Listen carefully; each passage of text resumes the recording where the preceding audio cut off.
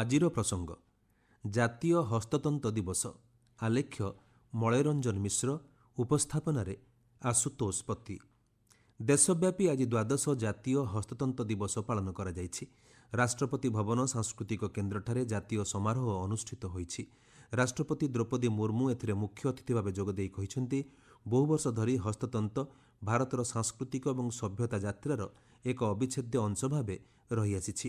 ଏହି ସମାରୋହରେ ଅନ୍ୟମାନଙ୍କ ମଧ୍ୟରେ ବୟନଶିଳ୍ପ ମନ୍ତ୍ରୀ ଗିରିରାଜ ସିଂ ଏବଂ ବିଭାଗୀୟ ରାଷ୍ଟ୍ରମନ୍ତ୍ରୀ ପବିତ୍ର ମାର୍ଘେରିଟା ଯୋଗ ଦେଇଥିଲେ। ଚଳିତ ବର୍ଷ କାର୍ଯ୍ୟକ୍ରମର ପ୍ରମୁଖ ଆକର୍ଷଣ ଥିଲା ହସ୍ତତନ୍ତ କ୍ଷେତ୍ରରେ ପୁରସ୍କାର। ଏହିଥର 3ଟି ସନ୍ଥ କବୀର ଏବଂ ଗତବର୍ଷ ପାଇଁ 19ଟି ଜାତୀୟ ହସ୍ତତନ୍ତ ଏଭଳି ମୋଟ 22ଟି ପୁରସ୍କାର ହସ୍ତତନ୍ତ ବୁଣାକାରଙ୍କୁ ପ୍ରଦାନ କରାଯାଇଛି। ସନ୍ଥ କବୀର ପୁରସ୍କାର ବାବଦରେ 3.5 ଲକ୍ଷ ଟଙ୍କା ସ୍ୱର୍ଣ୍ଣ ମୁଦ୍ରା, ତାମ୍ରପତ୍ର, ଶାଲ୍ ଏବଂ ପ୍ରମାଣପତ୍ର ପ୍ରଦାନ କରାଯାଇଥିବା ବେଳେ ଜାତୀୟ ହସ୍ତତନ୍ତ ପୁରସ୍କାର ବାବଦରେ 2 ଲକ୍ଷ ଟଙ୍କା, ତାମ୍ରପତ୍ର, ଶାଲ୍ ଏବଂ ପ୍ରମାଣପତ୍ର ପ୍ରଦାନ କରାଯାଇଛି। 1905 ମସିହା ଅଗଷ୍ଟ 7 ତାରିଖରେ ଆରମ୍ଭ ହୋଇଥିବା ସ୍ୱଦେଶୀ ଆନ୍ଦୋଳନକୁ ସ୍ମରଣ କରି ପ୍ରତିବର୍ଷ ଏହି ଦିବସ ପାଳିତ ହୋଇଆସୁଛି। ଭାରତର ହସ୍ତତନ୍ତ ପରମ୍ପରାର ଗୁରୁତ୍ୱପୂର୍ଣ୍ଣ ଐତିହାସିକ ମୂଳଦୁଆ ରହିଛି। ସିନ୍ଧୁ ସଭ୍ୟତାରୁ ଏହା ଆରମ୍ଭ ହୋଇଥିବା କୁହାଯାଏ। ଏପରିକି ଋଗ୍ବେଦ, ରାମାୟଣ ଏବଂ ମହାଭାରତରେ ସୂତା ଏବଂ ବୟନରେ ପ୍ରସ୍ତୁତ ବସ୍ତ୍ର ସମ୍ପର୍କରେ ମଧ୍ୟ ଉଲ୍ଲେଖ ରହିଛି। ଭାରତୀୟ କପା ଓ ରେଶମର ଗୁଣବତ୍ତା ସମ୍ପର୍କରେ ମଧ୍ୟ ଏହି ଗ୍ରନ୍ଥଗୁଡ଼ିକରୁ ଜଣାପଡ଼େ। ବୟନ କ୍ଷେତ୍ରର କୌଶଳ ଓ ପ୍ରସ୍ତୁତି ପରମ୍ପରାଗତ ଭାବେ ପିଢ଼ି ପରେ ପିଢ଼ି ଗତି କରିଆସୁଛି।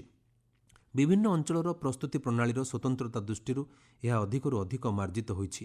2015 ମସିହାରେ ବୟନଶିଳ୍ପ ମନ୍ତ୍ରଣାଳୟ ପ୍ରତିଷ୍ଠା ହେବା ପରେ ଏହି କ୍ଷେତ୍ର ଅଧିକରୁ ଅଧିକ ଗତିଶୀଳ ହେଉଛି।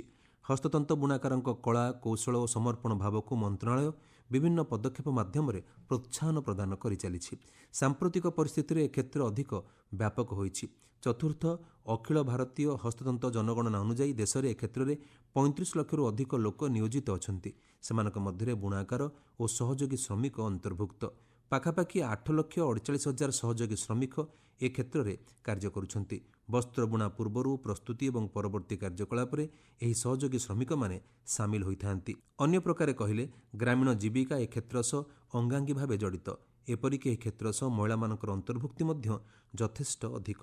ପ୍ରାୟ 25,46,000 ମହିଳା ହସ୍ତତନ୍ତ କ୍ଷେତ୍ର ସହ ବିଭିନ୍ନ ବର୍ଗରେ ସାମିଲ ଅଛନ୍ତି। ଜନଗଣନା ମାଧ୍ୟମରେ ଗଣନା କରାଯାଇଥିବା ହସ୍ତତନ୍ତ କ୍ଷେତ୍ରର ଶ୍ରମିକଙ୍କୁ ଚିହ୍ନଟ ପାଇଁ ଇ-ପେହଚାନ କାର୍ଡ଼ ବଣ୍ଟନ କରାଯାଇଛି।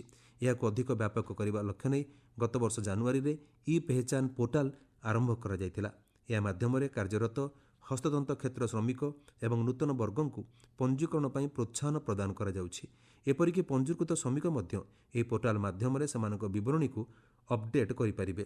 ଗତ ମାସ ସୁଦ୍ଧା ପ୍ରାୟ 84,000 ଅତିରିକ୍ତ ଶ୍ରମିକଙ୍କୁ ଇ-ପେହଚାନ କାର୍ଡ଼ ପାଇଁ ମଞ୍ଜୁରୀ ପ୍ରଦାନ କରାଯାଇଛି। ହସ୍ତତନ୍ତ କ୍ଷେତ୍ର ପାଇଁ ବଜାର ସୁବିଧା ପ୍ରଦାନ କରିବାକୁ ସରକାର ପ୍ରାଥମିକତାର ସହ ପଦକ୍ଷେପ ଗ୍ରହଣ କରିଛନ୍ତି।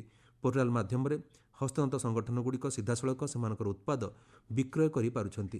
ବଜାର କ୍ଷେତ୍ର ବ୍ୟାପକ ହେବା ଫଳରେ ବୁଣାକାରଙ୍କ ଆୟ ବୃଦ୍ଧି ପାଉଛି ଏବଂ ସେମାନଙ୍କର ଜୀବନଧାରଣ ମାନରେ ଉନ୍ନତି ଘଟୁଛି। ଦେଶରେ ଆର୍ଥିକ ଅଭିବୃଦ୍ଧି କ୍ଷେତ୍ରରେ ସେମାନେ ଗୁରୁତ୍ୱପୂର୍ଣ୍ଣ ସହଯୋଗ ପ୍ରଦାନ କରିପାରୁଛନ୍ତି। ସହରାଞ୍ଚଳ ହାଟ, ଘରୋଇ କ୍ଷେତ୍ର ତଥା ରପ୍ତାନି ବଜାରରେ ଅଧିକ ବ୍ୟାପକ ହୋଇଛି। ବିଭିନ୍ନ ରାଷ୍ଟ୍ର ସହ ହୋଇଥିବା ବାଣିଜ୍ୟ ଚୁକ୍ତିନାମା ଏ କ୍ଷେତ୍ରକୁ ଅଧିକ ତ୍ୱରାନ୍ୱିତ କରୁଛି। ଜିଲ୍ଲା, ରାଜ୍ୟ ଏବଂ ଜାତୀୟ ସ୍ତରରେ ହସ୍ତତନ୍ତ ଉତ୍ପାଦ ବିକ୍ରୟକୁ ସହଜ କରିବା ଲକ୍ଷ୍ୟ ନେଇ ଗତ 5 ବର୍ଷ ମଧ୍ୟରେ 960ରୁ ଅଧିକ କାର୍ଯ୍ୟକ୍ରମର ଆୟୋଜନ କରାଯାଇସାରିଛି।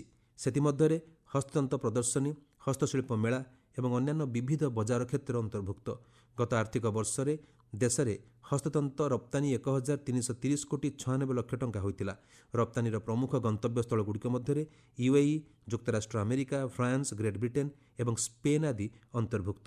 ଏଭଳି ପଦକ୍ଷେପ ବୁଣାକାରଙ୍କ ଉତ୍ପାଦକୁ ବିଶ୍ୱସ୍ତରରେ ପହଞ୍ଚାଇବା ସହ ଆନ୍ତର୍ଜାତିକ କ୍ଷେତ୍ରରେ ଆଞ୍ଚଳିକ ପରିଚୟକୁ ଅଧିକ ସଶକ୍ତ କରିପାରୁଛି।